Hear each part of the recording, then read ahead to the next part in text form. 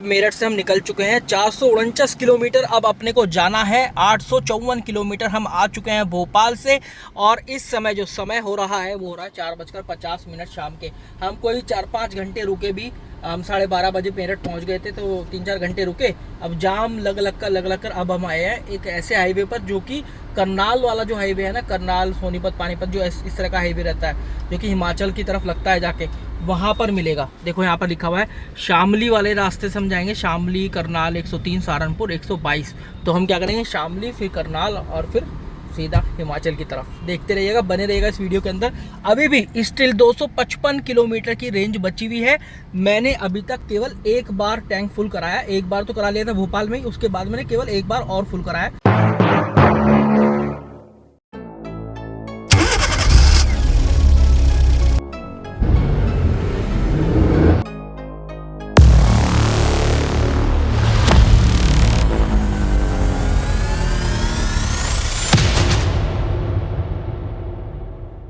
पूरा फुल भर देना, मतलब इसमें क्या है वो भी निकालनी है, थोड़ी सी जो इसकी गैस वैस हवा वगैरह भरी रहेगी ना वो भी निकाल देने का।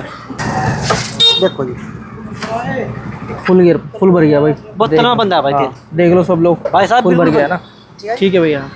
हाँ, और जो आया अभी वो 33.43 लीटर आया है, 3170 रुपीज़ का। तो यहाँ पर जो है थोड़ा सस्ता भी है यार पेट्रोल, जो एमपी के मुकाबले। तो एमपी में तो बहुत महंगा है, 94.37 है यहाँ पर यूपी में। तो देखो यार, अभी मैंने जो पेट्रोल टैंक पूरा तरीके से फुल करा लिया है। आपको पता है कि पूरा ब्रिम तक भरवा लिया था, बाहर तक निकलने लगा था।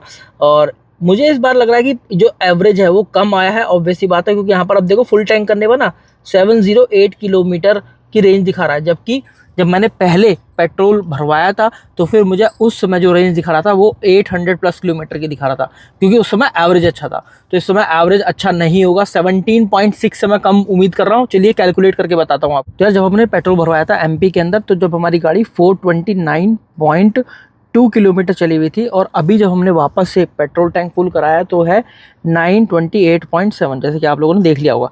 तो इस हिसाब से 499.5, मतलब लगभग 500 किलोमीटर हमारी गाड़ी चल गई है।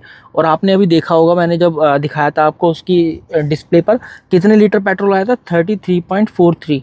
तो भाई देखो, लगभग 15 का माइलेज आ रहा है, 15 किलोमीटर पर लीटर। मैंने बोला था ना कि माइलेज डेफिनेटली कम हुआ होगा, वो इसलिए क्योंकि जब हाईवे आया था, जब यमुना एक्सप्रेस वे आया था, जब ईस्टर्न पेरिफेरल हाईवे आया था, जब जो दिल्ली से मेरठ वाला जो हाईवे आया था, वहाँ मैंने गाड़ी खींची थी भाई। और जब भी आप गाड़ी खींचते हैं तो माइलेज कम होता ही होता है। दोस्तों, भी छोटा सा एक ब्रेक लिया था। समय जो हो रहा है 7:44, और भोपाल से अभी तक हम चलकर आ चुके हैं, अगर मैं बताऊं तो 966 किलोमीटर, मतलब केवल 34 किलोमीटर रह रहे हैं 1000 किलोमीटर करने में। तो यार, अभी नेक्सॉन में, अपनी टाटा नेक्सॉन के अंदर हम बेड बनाने वाले हैं यार। थोड़ी सी नींद आ रही है तो थोड़ा सा पावर नैप भी ले लूँगा और अच्छे से आराम भी हो जाएगा। तो ये सीट जो है इसको उठाना है, इसको ऐसे लगा देना है, और फिर ये वाली जो सीट है इसको नीचे करना है। उसके अलावा ना ये 2 स्क्रू होते हैं, ये ऊपर उठाने हैं, ये उठ गए, थोड़े से ताकत लगा के उठाने हैं, और फिर इसको आप नीचे कर सकते हैं। अब इस पर आप गद्दा लगा सकते हैं। देखो यहाँ पर ये जो भी सामान है ना, ये आप गद्दे के अंदर आ जाएगा, उसमें कोई भी दिक्कत वाली बात नहीं है। पूरा जुगाड़ बना लिया है हमने, ये कंबल लगा लिया है। ये सब जो भी हमारा सामान था ना, हमारे नीचे ना आए डायरेक्टली और हमारे ना चुभे और गद्दे के नीचे आ जाए, तो हमने क्या करा, इस पर उसके प्लेन सरफेस कर लिया। अब यहाँ पर हम वो डालेंगे गद्दा, वहाँ पर जो है। दोस्तों, हमारे नेक्सन की बेड जो है इस तरीके से हो चुकी है। आप देखो, जो हमारी सीट थी हमने वो खोल दी है। ये जो गद्दा था ना, इसको हमने डबल कर लिया है भाई, और ये कंबल भी डबल ट्रिपल कर लिया। तो मतलब कुछ भी चुभने का कोई भी चांसेस नहीं रहेगा, कोई भी अनइवन सरफेस नहीं रहने वाला। और हम डिग्गी बंद कर देंगे, डिग्गी बंद करने के बाद भी ना वहाँ तक पैर आ जाएंगे, कोई दिक्कत नहीं रहने वाली। मतलब बहुत ही शानदार बेड ये बन गया है। अभी लेट कर एक्सपीरियंस करके दिखाता हूँ। तो थोड़ा बहुत जो छोटा मोटा सामान है ना, वो इस तरीके से आप अपनी पहली जो सीट है, ड्राइवर या को पैसेंजर सीट वाली, उस पर रख लो भाई। ये बन गया है हमारा फाइनली बेड। अब क्या करूँगा, मैं थोड़ा सा एसी चलाकर सोऊंगा कम से कम 15-20-25 मिनट तो ऐसे ही सोऊंगा। देखते हैं नींद आती है या फिर एक पावर नैप लेता हूँ, उस हिसाब से फिर जब हम आगे बढ़ेंगे। दोस्तों, हमने जो जगह चुनी है वो भाई पेट्रोल पंप है। आप देख सकते हो ये पेट्रोल पंप है। यहाँ पर हम ये नेक्सॉन और इसकी कैंपेन कर रहे हैं। अभी जो NH44 पर है यार, यहाँ पर ना आसपास में कोई भी आपको अलाइनमेंट ऐसा नहीं मिलता कि जहाँ पर आपको रेस्ट एरिया देखने के लिए मिले और आप अपनी गाड़ी साइड में करके अच्छा सा बेड लगाकर सो जाएं। आप देख पा रहे होंगे यहाँ पर, देखिए कैसे यहाँ पर ट्रैफिक आ रहा जा रहा है भाई, कोई भी रेस्ट एरिया नहीं है। तो यार एक यही छोटा सा रेस्ट एरिया मिला है। तो बहुत अच्छे तरीके से हम लोग फिट हो चुके हैं अपनी नेक्सॉन के अंदर। नेक्सॉन कैंपिंग का मज़ा हम ले रहे हैं। मैं, हर्षु और गुड़िया यहाँ पर फिट हो गए हैं। पूरी तरह से बेड आ चुका है और AC भी ऑन है, गाड़ी स्टार्ट है, आपको पता ही है। और यहाँ पर देखो ये हल्का सा मैंने शीशा ऑन कर दिया है और ये वाला भी शीशा थोड़ा सा ऑन किया है, जिससे कि गाड़ी के अंदर सफोकेशन ना हो। और ये हर्षु जो है ये मारेगी नहीं ठीक से। हर्षु सोना नहीं है? सोना नहीं है? सोना है? चलो तो सो जाओ फिर। आपके नेक्सॉन में बेड लगाया ना पापा ने आपके लिए? हाँ। चलो तो सो जाओ फिर। सो गाइस अभी टाइम जो रहा है वो 12 बज रहे हैं। 9:30 बजे हम लेट गए थे और अभी जो लगभग पेट्रोल की रेंज है वो 150 किलोमीटर की चली गई है और काफ़ी लंबा पावर नैप हो गया। अब आगे चलते हैं। सड़क खाली है, कोई ट्रैफिक नहीं मिलने वाला है, आराम से गाड़ी चलाते। तो दोस्तों चलते हैं अब यहाँ से। जो टाइम हो रहा है इस समय 12:24। काफ़ी लगभग ये समझ लो 3 घंटे हम रुक गए यहाँ पर और अभी हमें दिखा रहा है कि जहाँ हम पहुँचने वाले हैं वो है 7:25। एटलीस्ट इतना अच्छा पावर नैप लेके थोड़ा सा एनर्जी तो फील हो रही है यार। एक बात तो ये भाई, इस समय निकलने से जो 12:35 हो रहे हैं, इस समय जो सड़क पर गाड़ियाँ हैं ना वो बहुत कम हो गई हैं एज़ कम्पेयर टू 9:30 बजे वाला टाइम जब हम सोना स्टार्ट किए थे। तो यार बहुत सारी गाड़ियाँ थी, गाड़ी चल नहीं पा रही थी ठीक से, बार बार ब्रेक लगाने पड़ रहे थे। लेकिन अब ऐसा नहीं है, अब केवल ट्रकों का राज है सड़क पर। बहुत कम इक्का दुक्का गाड़ियाँ दिखाई दे जाती हैं। जैसे एक सामने वो 2 गाड़ियाँ जा रही हैं बस, तो यही गाड़ियाँ दिखाई देती हैं, अदरवाइज़ गाड़ी नहीं है रोड पर। तो अभी हम आ चुके हैं भोपाल से 1136 किलोमीटर। ठीक ठाक नैप भी ले लिया था, थोड़ी एक नींद ही ले ली थी, नैप क्या अच्छी खासी। और अभी जो है हम कहीं बढ़ रहे हैं पहाड़ों की तरफ। और अभी देखो यार बाहर कितना कोहरा हो रखा है, फॉग जमा हो रखा है पूरा। आप देख पा रहे होंगे सुबह के बज रहे हैं 6:30, 6:33 एग्जैक्टली बताऊं तो। और 18 डिग्री सेंटीग्रेड है बाहर का तापमान, जो कि मेरी MID पर शो कर रहा है। काफ़ी ठंडी है यार as compare to that particular region जहाँ से हम आ रहे हैं। तो भोपाल से आ रहे हैं, वहाँ पर तो यार 30-35 तक जाता है इन दिनों में भी। और यहाँ पर 19 डिग्री 18 डिग्री हो गया। 18 डिग्री देखकर यार वास्तव में होश से उड़ रहे हैं। तो वैसे तो गर्म कपड़े वगैरह भी लेकर आए हैं। Let's see what's going to happen, कितना सर्दी लगने वाली है क्या है।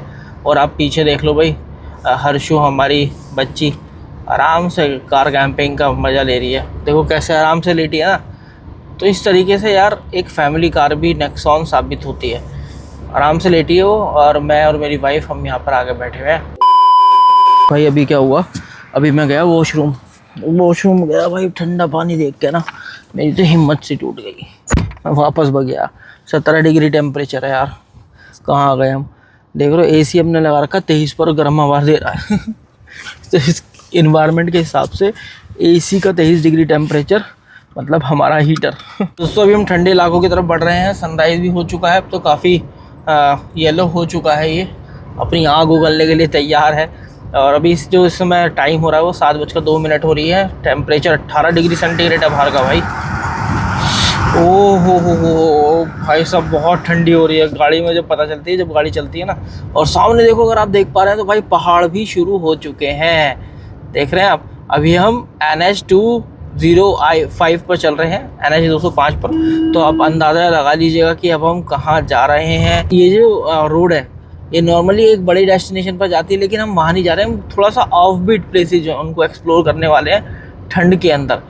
सड़कें जो है एकदम शानदार बनी हुई है। देखो लगता है कि अभी भी बनी हुई है, क्योंकि जो है ना ये ब्लैक वाला जो ब्लैक जो है डाबर वो काफ़ी निकल कर आ रहा है। और ये वाइट जो है बिल्कुल ऐसा लग रहा है जैसे अभी नया हुआ है।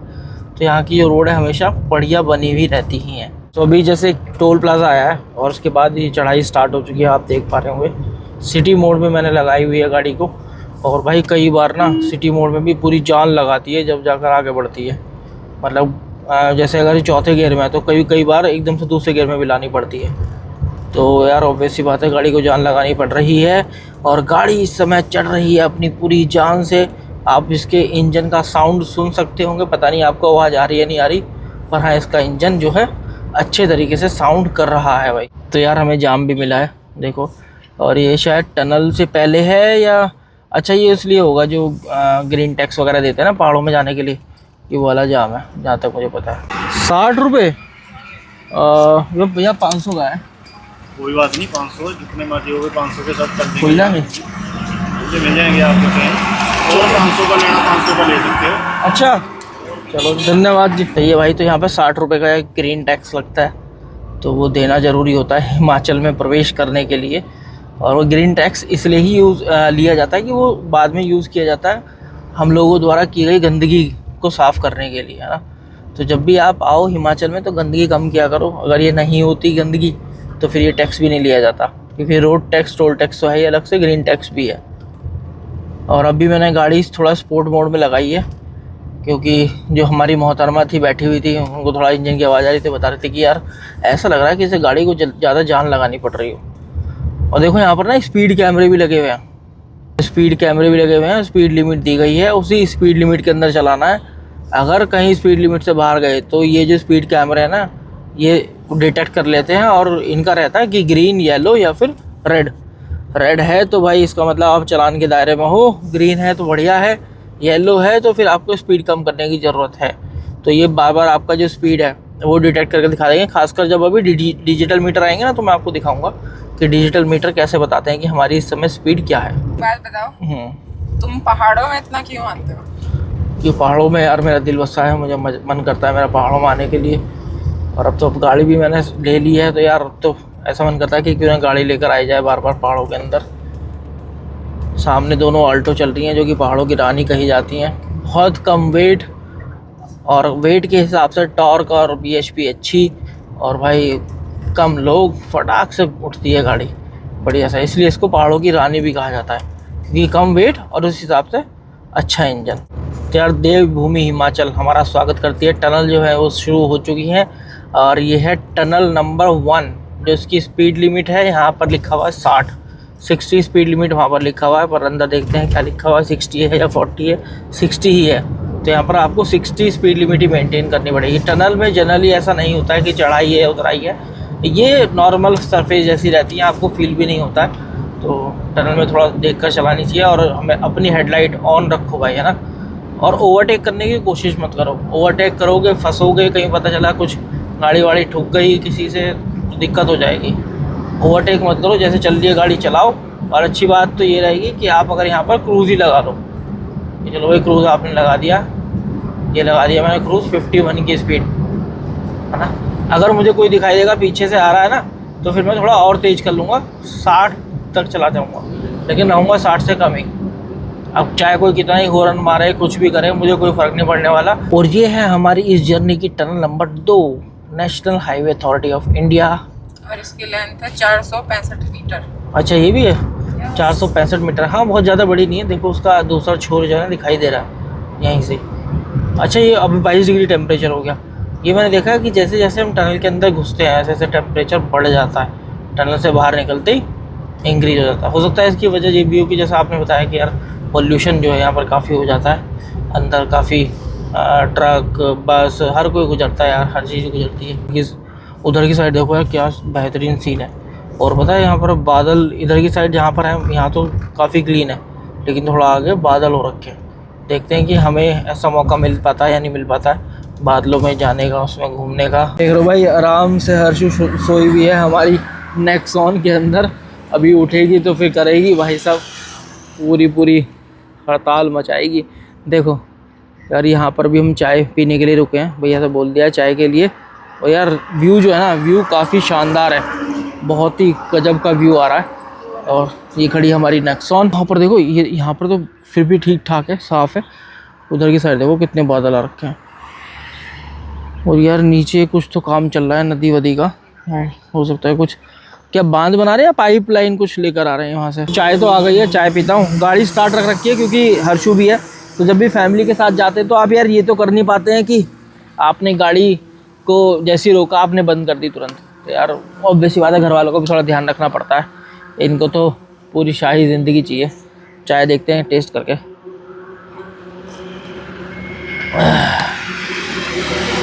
ठीक ठाक है यार, बहुत ज़्यादा अच्छी नहीं है पर हाँ सही है, काम चला हुआ। तो ये है टनल नंबर 3 जो कि तुन्नू जगह पर है। 50 की इसके अंदर स्पीड लिमिट है, 550 मीटर की। और यार मुझे ना स्पोर्ट मोड पे गाड़ी चलानी पड़ रही है।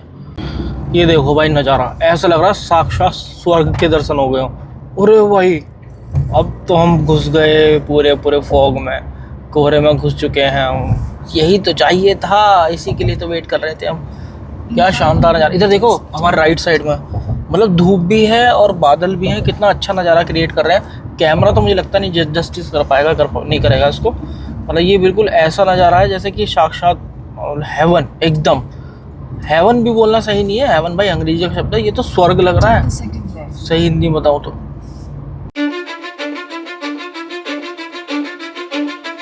Cause I don't give a fuck what you say. Yeah, I'ma do shit my way.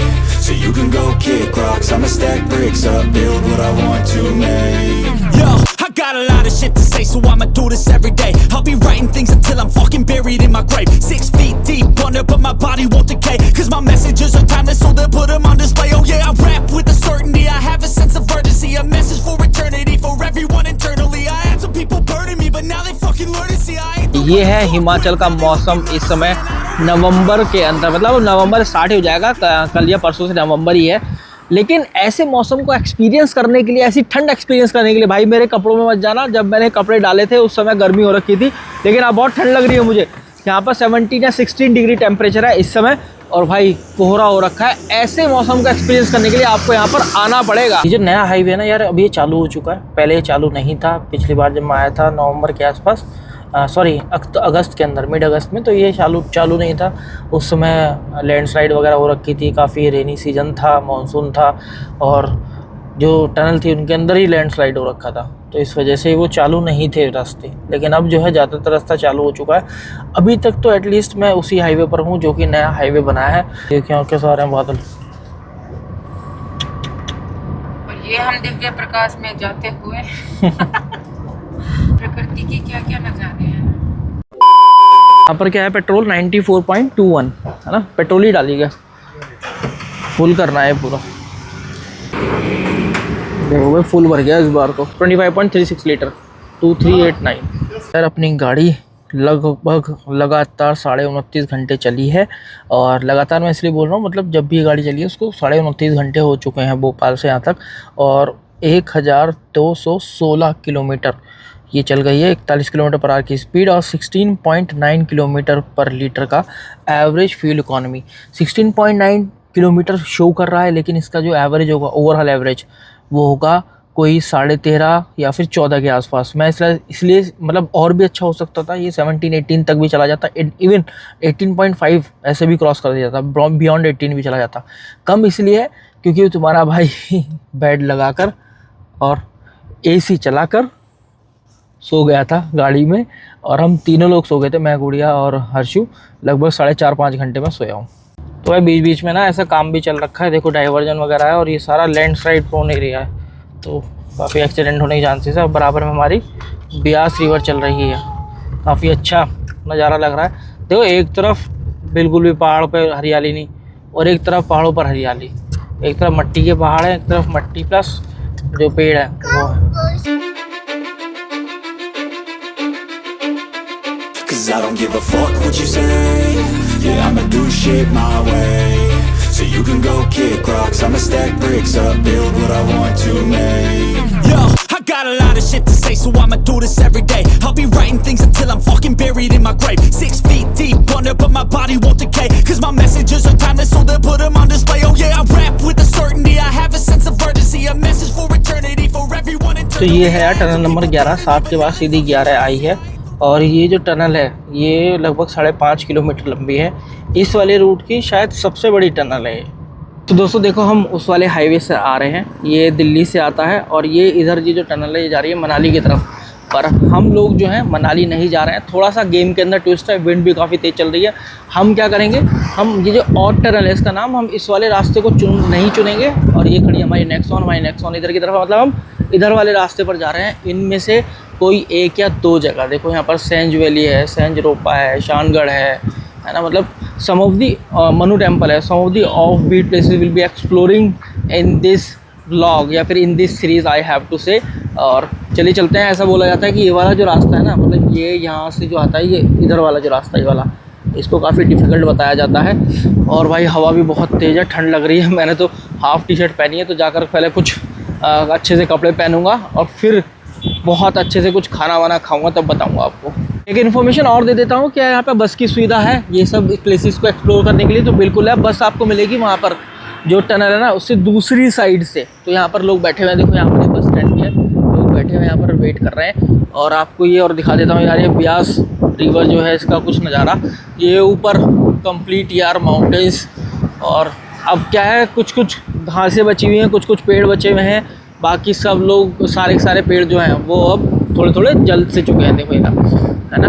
तो अब बहुत ज़्यादा ठंड पड़ रही है, तो अब ये ग्रीन नहीं हो पा रहे हैं। देखो यार ये है नज़ारा, क्या शानदार है भाई साहब, इतनी ठंड लग रही है ना, मेरे हाथ ना ऐसे लाल हो गए हैं। चलो जल्दी से फटाफट गाड़ी में बैठते हैं। गाड़ी का तापमान 25 डिग्री का रखा है, वो भी ठीक है हमारे लिए। तो ये जो रिवर है ना, ये रिवर है ब्यास रिवर। और देखो यहाँ से ये आ रही सेंज रिवर और ये ब्यास रिवर, ये दोनों आकर यहाँ पर मिल जाती है। यहाँ ग्रेट हिमालय नेशनल पार्क भी है, दिखाता हूँ आपको उसका गेट अगर दिखता है तो। ये वाला जो रास्ता है ना सेंज वैली का, ऐसा बताया जाता है कि थोड़ा सा डिफ़िकल्ट है एज़ कम्पेयर टू जो मनाली वाले रास्ता है। तो देखते हैं यार कैसा रहता है। और ये और बताया जाता है कि यार कई जगह ना ये रास्ता कच्चा भी है, मतलब कई जगह प्रॉपर सड़क नहीं बनी हुई है। देखते हैं अपन कैसे चलते हैं। और हमारी जो नेक्सॉन है, सबसे बड़ी बात है कि कैसा परफॉर्म करते हैं इन रास्तों पर। वाह देखो यहाँ पर, देखो कितना अच्छा सीन है भाई। ये देखो, ये पूरा बांध का पानी इन्होंने रोक रखा है यहाँ पर। काफ़ी सही नज़ारा भाई साहब यहाँ पर। आओ एक बार एंजॉय करो, तभी तो पता चलेगा। पूरा सिंगल लेन हाईवे बना हुआ है। और भाई साहब ट्रक वालों को काफ़ी जल्दी है, खाली जा रहा है ना, जब भर के जाते हैं जब तो ये बड़े मर के चलते हैं, एक एक दो कदम रखते हैं। 18 डिग्री का तापमान है बाहर और मैंने 25 डिग्री पर एसी सेट किया हुआ है। एसी आराम से गर्म हवा दे रहा है भाई साहब। ये भी एक खासियत है नेक्सॉन की, मतलब आजकल की गाड़ियों में सब ऑटो एसी आता ही है, तो ये अच्छी खासियत होती है। जिस तरह से बाहर का तापमान है ना, जैसे 18 डिग्री है, तो अगर मैं 17 करने की कैपेसिटी होती ना कार में तो 17 होता, लेकिन 19 पर वो हल्की हल्की गर्म हवा ही दे रहा होता, बहुत हल्की हल्की।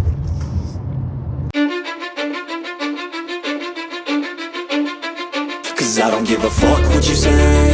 Yeah, I'ma do shit my way. So you can go kick rocks, I'ma stack bricks up, build what I want to make. Yo, I got a lot of shit to say, so I'ma do this every day. I'll be writing things until I'm fucking buried in my grave.